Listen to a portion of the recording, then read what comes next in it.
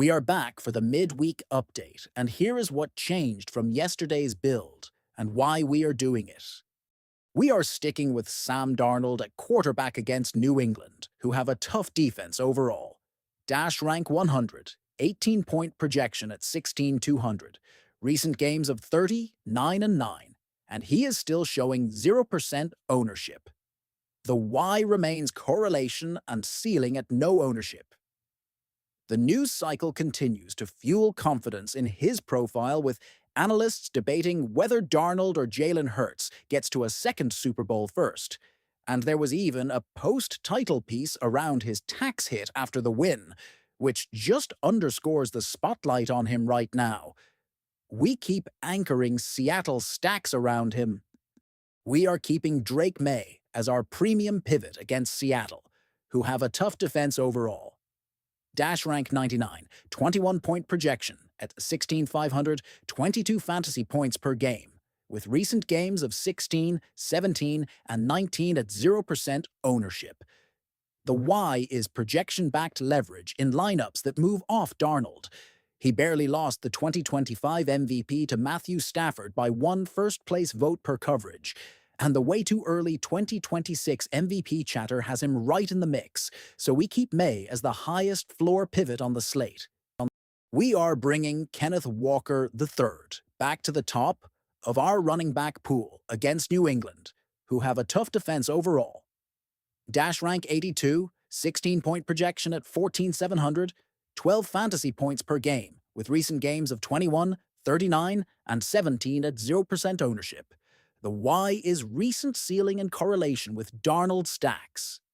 The post-Super Bowl conversation, where some fans argued Jason Myers deserved MVP over Walker, only highlighted how impactful Walker was in that game, and the GM's public comments about his extension signal confidence in him going forward.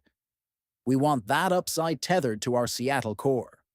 We are keeping Ramondre Stevenson in play against Seattle, who have a tough defense overall. Dash rank 82, 16-point projection at 13,200, 13 fantasy points per game, with recent games of 7, 12, and 16 at 0% ownership. The Y is contrarian touchdown equity and a build that can lean into a slower, field goal-heavy environment where his touches near the stripe matter. For roster construction, Stevenson works as a direct leverage pivot off Walker in May-led builds. We are sticking with Jackson Smith-Njigba at wide receiver against New England, who have a tough defense overall. Dash rank 100, slate-leading 27-point projection at 17,400, 23 fantasy points per game, with recent games of 34, 11, and 14 at 0% ownership. The Y is unchanged. He is the alpha, the highest raw ceiling skill player on the slate, and news around his Offensive Player of the Year and the viral moment at NFL Honors only amplifies his star trajectory. We keep the Darnold to JSN connection as the core. We are rotating our salary saver in Seattle stacks to Rashid Shaheed against New England, who have a tough defense overall. Dash rank 92, 10-point projection at just 4,200, 9 fantasy points per game, with recent games of 6, 9, and 1 at 0% ownership. The Y is volatility we can profit from at low salary and 0 ownership. Multiple pieces this week highlighted Shaheed as one of the league's most dynamic special teams playmakers and noted a game-breaking play that set a season record against Atlanta. That explosiveness gives him slate-flipping potential on a single touch, which pairs well with our Darnold stacks in tournaments. We are moving our Patriots bringback to Kayshon Boutte in May builds against Seattle, who have a tough defense overall. Dash rank 73, 9-point projection at 8,400, 9 fantasy points per game, with recent games of 2, 17, and 11 at 0% ownership. The Y is price-adjusted path to volume in lineups that choose May over Darnold. Boutte's talent profile has been documented since LSU, and he gives us a viable stacking partner without choking off salary for JSN. We are shifting our tight end exposure to A.J. Barner against New England, who have a tough defense overall, Dash rank 90, 8-point projection at 7,200. 9 fantasy points per game with recent games of 3, 0, and 3 at 0% ownership. The why is correlation, role consolidation, and salary. With Clint Kubiak moving on to the Raiders per this week's reports, we lean into a simplified Seattle pass tree where Barner can be the outlet in compressed red zone sequences, and he lets us keep paying for JSN. For deep salary darts only, Eric Sauber at 900 is an MME punt if you are jamming Darnold double stacks and need every dollar. We are holding Jason Myers at kicker against New England, who have a tough defense overall. Dash rank 60, 11-point projection at 8,100 with recent games of 7, 11, and 8 at 0% ownership. The why is correlation and documented volume. He just set a Super Bowl record with 5 field goals, and there was real debate that he should have been MVP. Against a tough defense overall, we want those attempts.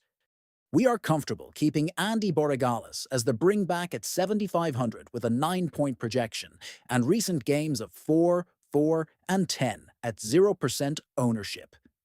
Features this week emphasized he became New England's primary kicker immediately and posted 126 points at an 86.7% success rate. If Seattle stiffens in the red zone, he can keep pace on volume.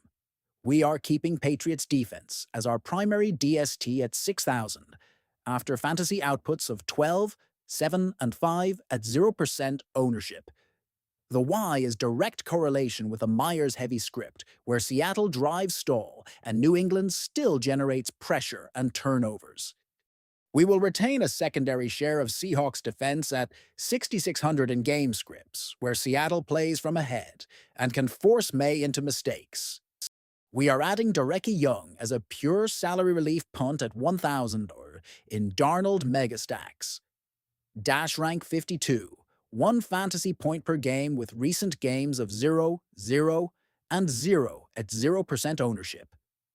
The why is portfolio construction only. Coverage this week underscored that he has carved out a special teams-centric role and has quietly built staying power in the league. And at the bare minimum salary, he opens the cap for Darnold plus JSN plus a premium RB while capturing any surprise gadget usage.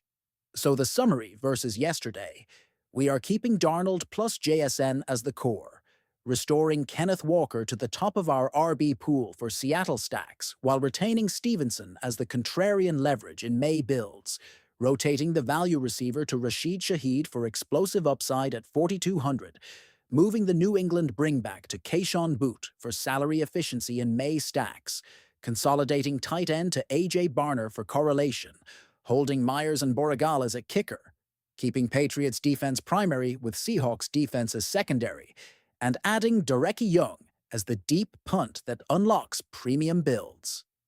The why across the board is 0 ownership on concentrated correlation, tough defenses overall that funnel value to kickers and red zone touches, and a news cycle that validates our chosen paths with Darnold's spotlight, JSN's award profile, Walker's Super Bowl impact, Shaheed's game-breaking ability, and Borregales' steady volume.